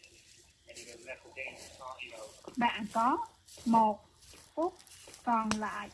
1 minute? 1 minute. So, I mean, we could do 1 minute. Yeah. We could do like that. Have or order egg maybe we rolls. should get the people in charge of their paycheck. And every year we vote what we think they should get paid for the job they've done. There you go. And that would make it to where they would have to do as people wanted. So, all righty. Thank y'all again for being out there, having the vigil. And we'll call y'all. See you on the next one, I guess, next week. Thank you. God bless. Looking forward to All it. righty. Thank y'all. You have a good bless you. Good night. Another 10-minute phone call. Cảm ơn bạn đã sử dụng dịch vụ Global Health Link. There's something wrong. I got 15 minutes on the first one. Oh, that was Chris Desiree. We didn't have a timer on it. No, that was 15. So sorry, folks. I wasn't. We weren't really watching. There was a little bit of trolling going on here. I did manage to go and block that individual. Sorry. Yes, we need a moderator. We do. He's asleep over there. I don't have my computer with me today. But yeah, that last call, Cheryl, that was 15 minutes 22 seconds. The first one was 15 minutes 34. So yeah, we're good. But those guys are spot on. Now you picked up on that. They're kind of in a lower, kind of down mood tonight. Sounds like. I don't know if it's down or just somber. Yeah, I get it that it comes and goes, but it is kind of cool that they're pushing sentences off, right? Until after the election. I think that's really cool, and I think that John said it really well, that we're all going to get to walk out of here. So I hope the hell he's right about that. It would be good. This has gone on. I guess it's only going to go on as long as it needs to go on, but it's gone on long enough as far as I'm concerned. It needs to stop. Yeah, I got a little something to maybe light here for people that is interesting. I saw this on X this morning or yesterday. This gentleman starts out by just saying, and I got to give his address. His name is apparently Jason at Bitcoin for Freedom. Jason says, I can't stand Donald Trump. He is braggy. He insults people for no reason, and he's just a brutal personality. But my mind is made up. I'm voting for him, and here's why. He puts America and their well-being first. Kamala will not. He will bring Elon Musk into his cabinet to be the efficiency czar and get rid of waste. This alone may be the best single reason to vote for him. He will bring Robert Kennedy Jr. into his cabinet to make America healthy again. He will finally get to the bottom of why our food companies are destroying the health of our children. I'm going to pause there for a second.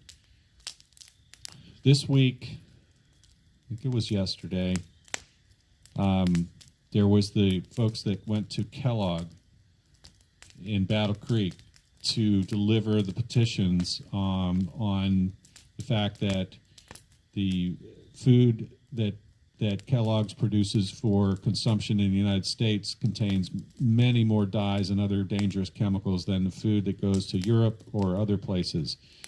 So they're poisoning the people of the United States, but giving the good stuff to other people. Well, Kellogg didn't even come out and talk to them. So I think that's great that Robert Where's Kennedy... Michael Moore when you need him? Michael Moore, oh my God. Well, you know, Tom,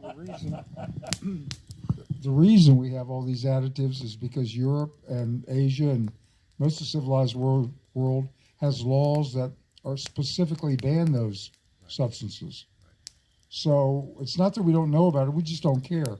And they just did an analysis, and they said the most poisonous cereal in the world is Fruit Loops.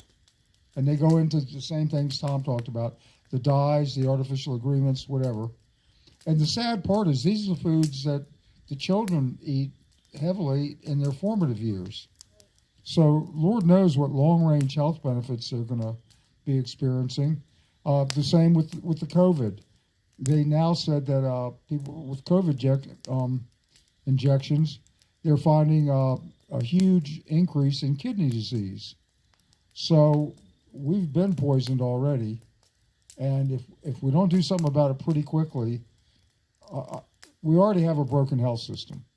We're flooding the country with illegals who have a variety of health problems, and meanwhile we're legalizing the consumption of unhealthy food. So this all leads to a bad place. And all I can tell you is use common sense. Start preparing more of your own foods.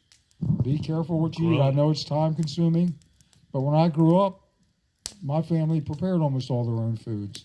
Grew up on a farm, and I know we very seldom had anybody get a cold or have to go to the doctor. So I think we just need to return to common sense. It's amazing to me how we've forgotten how to eat. But go ahead, Tom.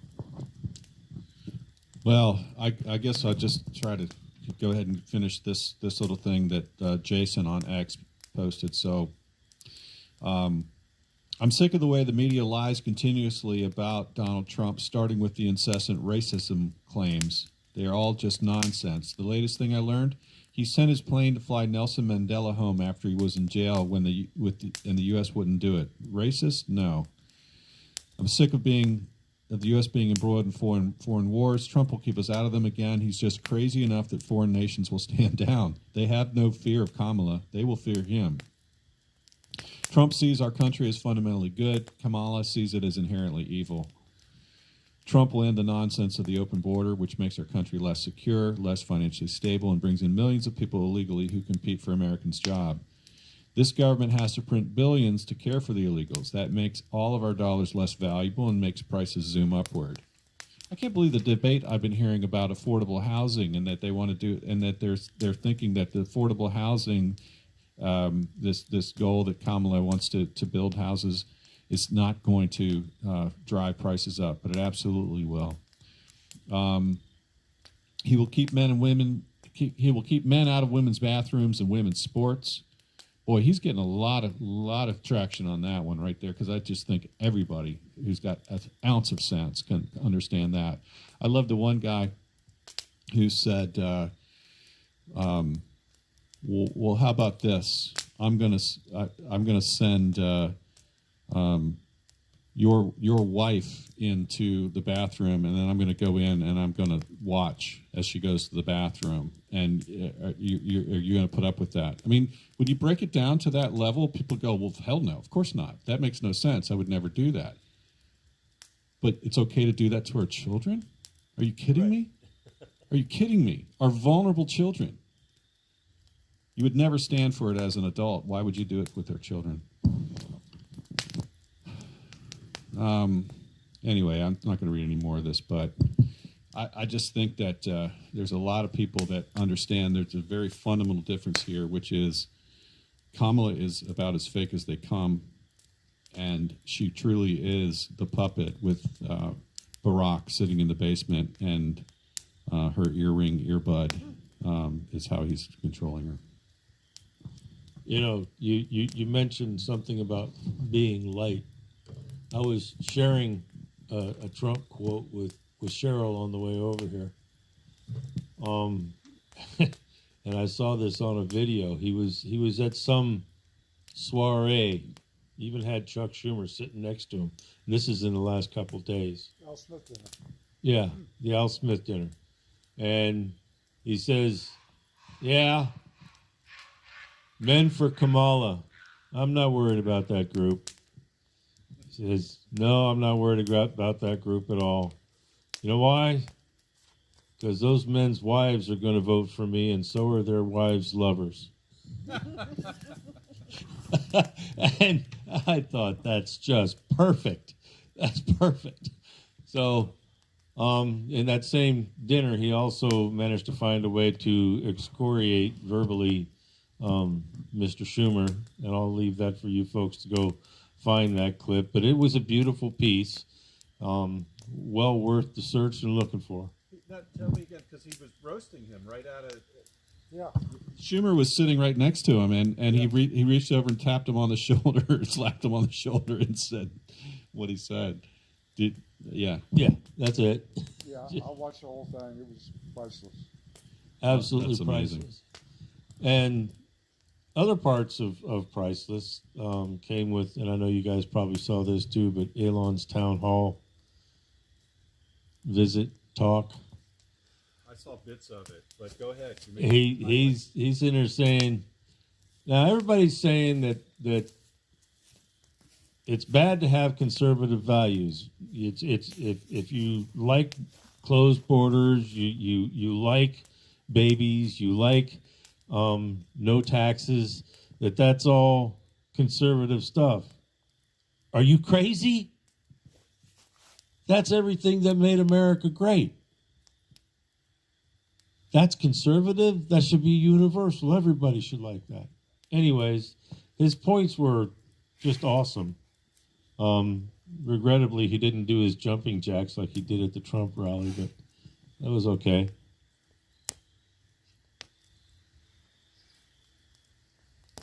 I think if Elon could legally run for president, he would be a good follow-on for Trump. I'll take J.D. Vance personally. Well, J.D. Vance is going to be the more tempered approach at the end of Trump's second term, and I suspect that he is probably the best choice for the next president after Trump.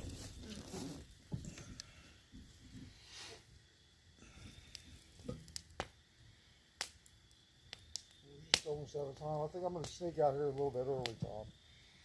All right, we don't have to sing with you then tonight? No, I know that you're going to really miss my rendition of the national anthem, but I'm sorry, you'll just have to suffer. All right, we'll do without it. I've got a long drive ahead of me. Where you got to go? Home? Yes. Is that long? About 40 minutes, 45 minutes. But it's all little back windy roads. The kind that have deer on them. You know, we almost hit actually several of them were crossing the road right out here as we were driving in. I don't want to say something. I wasn't going to say this, but it's bothering me, so I have to.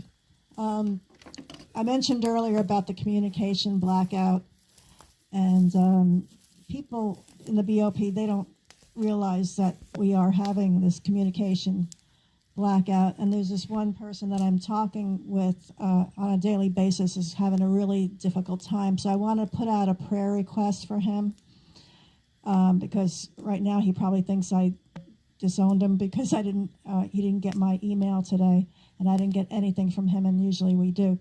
But for Mitchell Todd Gardner, he's having a difficult time. Everything that can go wrong with him is going wrong with him, and I'm really worried that something might happen, especially if he doesn't get an email from me tomorrow. And he says, oh, even she's not talking to me. But if you could say a prayer tonight before you go to bed, just pray that things start working out for him, because he's really down and out, and everything that can go wrong is going wrong with him, and we need to lift his spirits up. That's it. Thanks, Cheryl. Exactly. Maurice, you're fired, by the way. Really? Yeah. Who fired me? Val, I'm sorry. I was just kidding, but You got a lot of trolls over there, huh? we had a couple. There's a couple that show up every week. Yeah.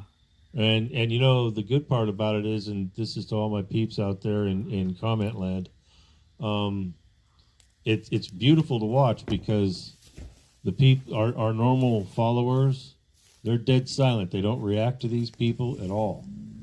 And it's a beautiful piece of work to watch, to see some troll come in, make his outrageous comments, and it's crickets. Right. They get nothing from him. They don't get what. Yeah. They don't get what they're looking The for. reaction is not there. Exactly. Well, it's funny because they like MAGA Man back there quite a lot. That was a lot of the comments about he's not moving very much. So we got to get him. We got to get him active. We could tie some strings to his arms and start making him dance like a puppet. Well, I took a picture with Trump this weekend, and he wasn't moving very much either. He was kind of stiff, actually. Just cardboard. Yeah, I wanted to get a picture with Trump, but I didn't get to do that. What I wanted to let those guys know, I mean, literally, Cheryl, that board that you did, that got so many people's attention. They came up and they would just stand there and quietly read it. I mean, that's what struck me. You know, you'd see them standing there for 5 minutes reading through the whole thing. So Yeah, even longer, yep. So learning about this whole situation. I mean, the great thing is that I don't think anybody walked up who hadn't heard about it. We'll see tomorrow and Sunday whether that's the case as well. But you know, there are people that are aware of January 6th, but I don't think they know that people are still rotting in jail from it, and they're going to be rotting for a long time until they get pardoned. So yeah, to that point, you know, I was working the tent right next door to NNP's tent, and it was slow. So I spent some time. There was a couple that was looking at the trifold with all that material, and a couple things that I noticed. I try to pay attention to how people behave. This couple knew about the J6 saga. They knew that it was a setup. They knew all this stuff. But the thing that's most important, I think, is what they thought about it. These many years later, they're not out there doing stuff day to day like you and I. But it's in their hearts. They're enraged still. They are in total rage over what's been going on. So the American people are not stupid. And they know. We know. That's a great point, Maurice. And you know, it occurred to me also in the last couple of days that it certainly had, January 6th has certainly had the impact on these men's and women's lives. We know this. But I don't believe it had the impact that the planners, Nancy Pelosi and the rest, really, really felt like they would. They wanted to make that just the, as you all know, the biggest thing since 9/11 or Pearl Harbor, etc. And I don't think the American people bought it. I really don't. Even the ones that they felt like they would, I think know better than that. So this is a roundup. This is a cattle call. This is a pull people in, grab them, plop them out, you know, pull them out of their world and throw them and lock away the key. But guess what? It didn't have the impact that you thought it would, and you guys are going down. You know, there's this ongoing debate spurred by folks on the other side. Like, oh, Trump is going to go after his political opponents. And I was talking to somebody recently. I said, you know, if cheating makes somebody a political opponent, then yes, I think he should go after them. and that's just the way that works. And that's what they've done the whole time. I mean, seriously, think about it. They actually had professionals with cameras chasing down the halls of the Capitol.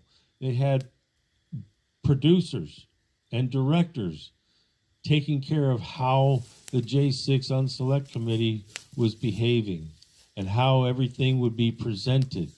The whole thing was scripted. It's been, I'm sorry, folks, but if you don't like the notion that it's been a movie, there's a significant portion of this entire saga that is literally a freaking movie. It's right in front of your face, folks. It's a movie. And it's a bitter movie because the props are real. The props are absolutely real. And they're playing with people's lives. People have died for the cause, whether they died for the wrong cause and were victims to it, or if they've stood in the way and stood at the front and put their life on the line. People have died for this. So I really wanted to see Zachary Alam's sentencing on Wednesday this week. Yeah. And then found that it was pushed off. But I really was curious to see how the judges would treat him versus the rest of the guys. I saw you there. I said, why is Tom there? Oh, at the vigil? Yeah. No, no. You know, whenever I'm there, I always try to. So Joe was supposed to be sentenced on, or he had a hearing. Did he say? Maybe it wasn't a sentencing, but I thought Hutchinson was going to be Tuesday, and then that got changed. But then the fallback was Wednesday with Zach Alam, but then that didn't happen either. I did get to meet a gentleman that flew in from California for a hearing. Oh yeah, that was funny. You saw him at the vigil, right? Yeah. Yeah. Nobody showed up except for him. Well, he was an interesting character, and that was the word he used as well. That there's a lot of characters involved, and I'm one of them. So pretty neat guy. Yeah, but this is affecting people's lives dramatically. I mean, he basically was sleeping in a car for a long time. He lost everything. You know, couldn't work, family broke up, all sorts of things went wrong for him in his life. So this is what happened. This is what they did with that dragnet. They just sucked these people in, and they've been dealing with the aftermath ever since. Yeah, but I think the awareness is growing, not just in the number of people that are aware, but in their understanding of the problem. There was conversation earlier today, and people were talking about people that were arrested, convicted, and currently being abused just as if they were J6ers, but they violated the face. You know, so they were protesting abortions, and they're going to do time for some ridiculous stuff, and the people are starting to acknowledge that and this is what I was getting to, our entire justice system, all the way through the penal element, is completely broken. You know, you get sentenced to prison, the intent constitutionally is to deprive someone that's convicted of liberty. There's nothing in the Constitution that says that you get to beat them. There's nothing in the Constitution that says you get to deprive them of spiritual awareness or educational awareness. There's nothing that says you get to do anything that's cruel, like diesel therapy. None of that stuff is in there. And yet the bureaucracies that run these facilities seem to find it perfectly acceptable to go above and beyond the cause that the judge handed down and arbitrarily administer their own form of punishment. That is not acceptable. Explain what diesel therapy is. Diesel therapy is when you go for a ride. It's an e-ticket ride for those of you that are old enough to remember what an e-ticket ride is. You get searched, strip searched, chained. Your hands are in a box. You can't move. You get driven around for hours, days, weeks, months, years, continuously. It's almost a form of solitary confinement in many cases, where you're on this vehicle, you go until you get to the next facility. The next morning at 4 a.m., you're strip searched again every single time. And when you're strip searched, you got to spread your cheeks and cough to make sure you're not got any drugs up in there. And you do the same thing over and over and over again. The intent is to break your spirit. And sometimes it works. It's really kind of bizarre, but it's a form of torture. It's time. It's Dominic.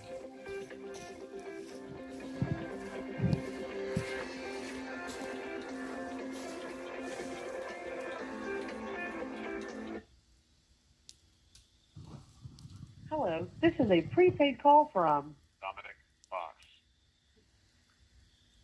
An inmate at the Washington, D.C. Central Detention Facility. To accept this call, press 0. Your current balance is $57.74. This call is from a correction facility and is subject to monitoring and recording. Thank you for using Global Tellink. Hello, hello. Hey, Dominic. Hey, Hey, What's hey, happening? everybody. how are you tonight?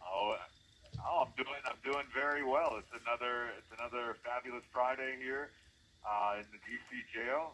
Had a fantastic visit with my buddy Dwight Yen today. We had a good round of visits today, and we're absolutely thankful and appreciative for them. But I have, Einstein said something to the effect of, insanity is doing the same thing over and over again and expecting different results. So rather than finding myself in a position where I wanted to throw my tablet against the wall and rushing over to the phone because I couldn't get through to you guys on my tablet, I decided, hey, I'm just going to start with the phone and potentially keep my tablet around for a couple more months because I will need that.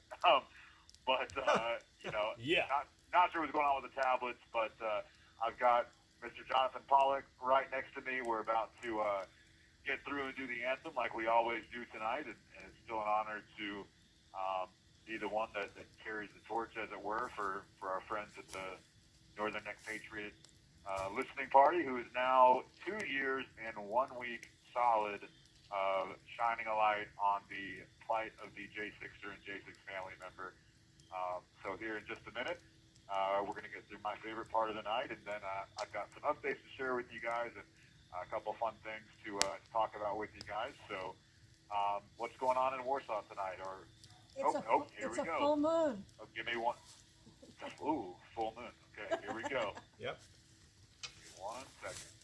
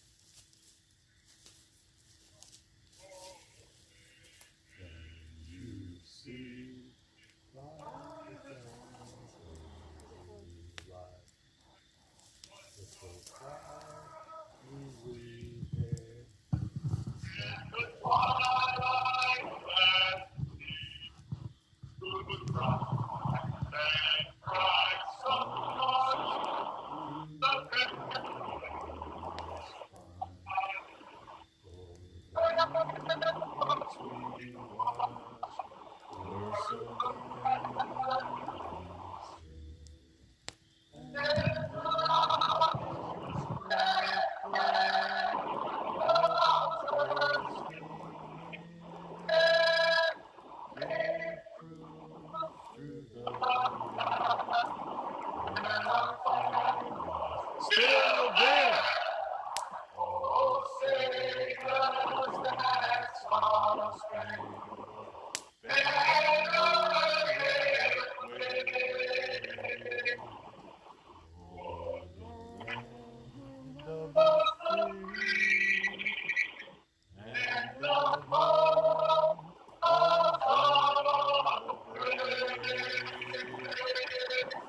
USA! USA! USA! Fight, fight, fight! Fight, fight, fight! Fight, fight, fight!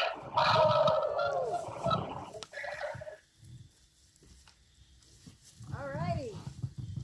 All right, guys, fight, fight, fight. That's right. Yes, sir. Awesome. Well, yeah, so as you guys know, and your listeners who have been listening to you for a while, we have certainly, the amount of singers that we have has has dwindled a little bit over the last couple months, but I'm excited to say that if it were not for the incredible investigative work of a couple of the January 6th defendants in here today, and I was able to thankfully play a part in that. We somebody gave me a couple months ago this incredible book called "Busting the Feds at Their Own Dirty Game," and it is a dirty game that they play. Some of the men have realized that they have not been given, their due process rights have been violated. This is something that you guys know very well. But there are specific timelines and ways that things are supposed to work as far as getting their pre-sentence reports back, different things that attorneys are supposed to do. And I say all that to say that there were actually several men, 5 actually, who were supposed to have sentencing this week. So we've actually, as it stands right now, in the J6 pod, C3B here in the D.C. jail have 14 men. 4 of those men were supposed to be sentenced this week, and we actually could have lost up to 5 men this week, but because of a motion and some glaring errors in the legal process, specifically individuals not being given their PSRs at the right time, not having the proper communication between the courts and the defendants. We have had, what did we have? We had 4 men, Robert Turner, Greg Purdy, Jerry and Mark Wainick were all able to delay their sentence, and there was another sentencing that was delayed as well. So we had 5 guys that were able to delay their sentencing and stay here in the pod to continue singing the national anthem, which we love, not only because they all have beautiful voices, but because our numbers are dwindling. And one, I was thankful to see that the legal process works, and when you raise the right motions, things, the courts, even if they're handwritten, which many of them were, the process does eventually work. And it was just shocking to see that some of these men are representing themselves, and some of them have attorneys that are not inexpensive, who should know the way that the process works. And I'm standing right next to Greg Purdy, who was instrumental in helping some of these other men, and himself included, delay their sentencing because they said, hey, things have not been done right. His attorney is off in China, never got a copy of his PSR, and was supposed to be sentenced with his uncle actually today. And because of his diligent work and having to advocate for himself, he was able to, get his judge to, and he's got one of the tougher judges. But he was able to say, hey, this is the way the process is supposed to work, and thank God it doesn't always, but today and throughout the week, I did see the legal process work in the favor of the January 6th defendant. So I was excited. I'm happy for him. I'm happy for the fact that the pod is staying together. And in other court update news, after 4 long, tired months, I have finally gotten my verdict. As we kind of expected, thankfully last week I shared with you guys that my 1512 charge was dismissed with prejudice, which is a huge relief off my shoulders. But I was found guilty on Tuesday of 2 counts of civil disorder, entering and remaining in a restricted building or grounds, disorderly and disruptive conduct in a restricted building or grounds, disorderly conduct in a Capitol building, and parading, demonstrating, or picketing in a Capitol building. Now, I certainly, have some opinions about all of that, but I did engage in a stipulated trial, which for me was the best decision to make. And I want to give my mom a big shout out again, as I always do. Thank you for helping talk some sense into me after, sitting. Really, it's terrible what these people have done to myself and so many other men, and trying to force us into these plea deals, which are not in our best interest in certain situations. Plea deals are right for some people.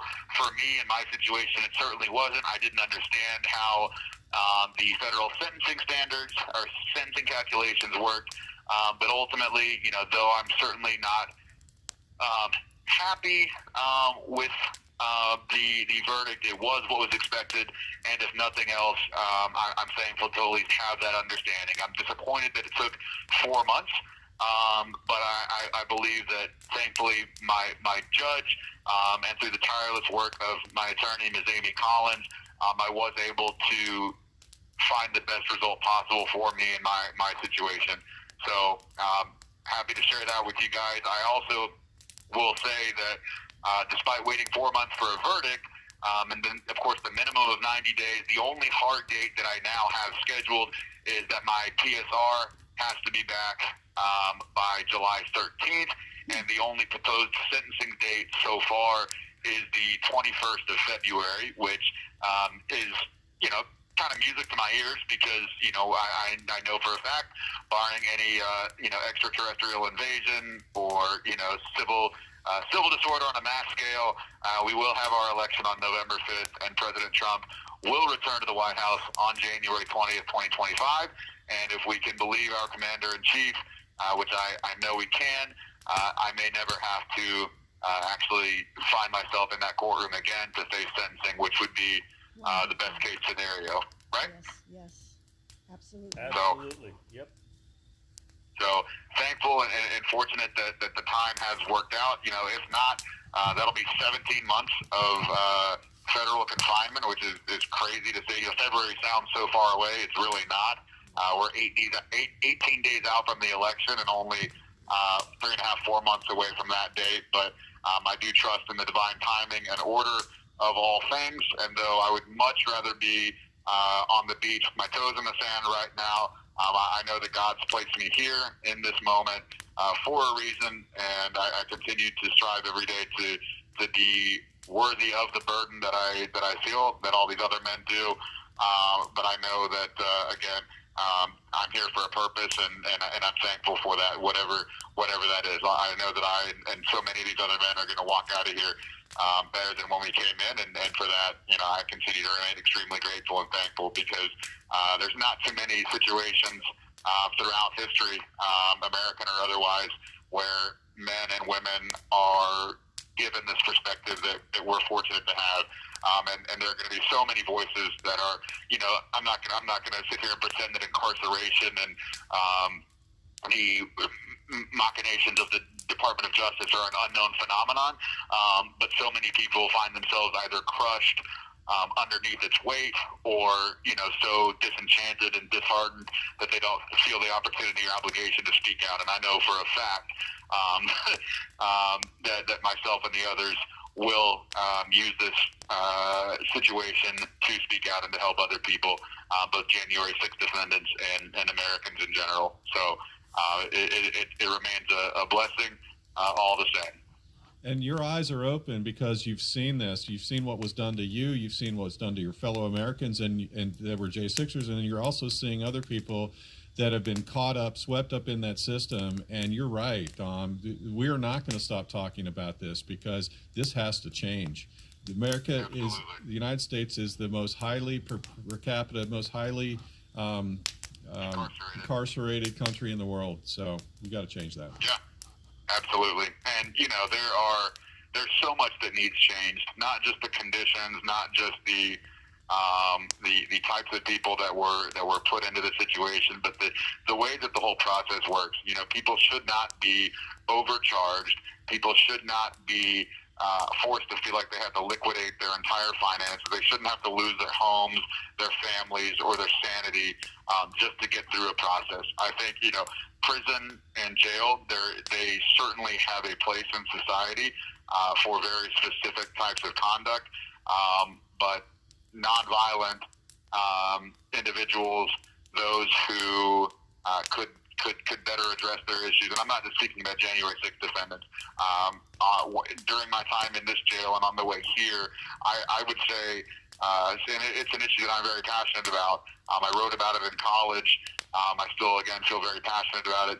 I would say at least 70%, if not more. The number's probably higher. Of course, it's all, my own opinion, but 70% or more of the individuals that I ran across who in this incarcerated setting were drug addicts or substance abusers who, if they were able to adequately address those issues, they would not find themselves in this situation. People who, and this fentanyl thing is a scourge on society, and it's not just coming here because people want to get high. We're dealing with the opium wars that have been around for hundreds of years, and praise God, I've never had an issue with anything like that, but I do have compassion and sympathy for people who feel the need to, battle that addiction monster. You have 1 minute remaining. A lot of different things that come about that way, but I say all that to say, our jails should not be filled with nonviolent January 6ers or drug addicts or, substance abusers, people with mental health issues. There's so many better ways that those issues can be addressed, and I hope that by giving so many of us this perspective, we can continue to advocate not just for patriotic Americans, but for those Americans who deserve a better way to address their issues, both legal and otherwise. So got a little bit off topic, but I love you guys. I appreciate everything, and I look forward to talking to you when we're even closer to the election. To anybody who hasn't had a chance to see it yet, be sure to join the over 7.1 million Americans who watched Bret Baier eviscerate Kamala Harris, or at the very least, keep her accountable, which she has not been for any amount of time. My name is Dominic Xavier Box, the first, in cell number 1, number 387-287, GiveSendGo.com/freedom J6. It's a pleasure to talk to you, Northern Neck Patriots. Thank you for all you do. God bless America. Save the cats. And Thank you for using Global Tellink. Save the cats and dogs, he said. All right, we'll give the last word to MAGA Man over here. He says freedom. Freedom, J6. All right, everybody, thank you for joining us. We had to do this out by the fire because the weather's nice enough to do it. Not too hot, not too cold. All right. Freedom, you speak the holy word. Yeah. All right. Good night, everybody, including all you trolls. Listen, everyone. Remember, the J6ers need all of our love and support, and you all are giving it to them. And we'll talk to you next week. Good night.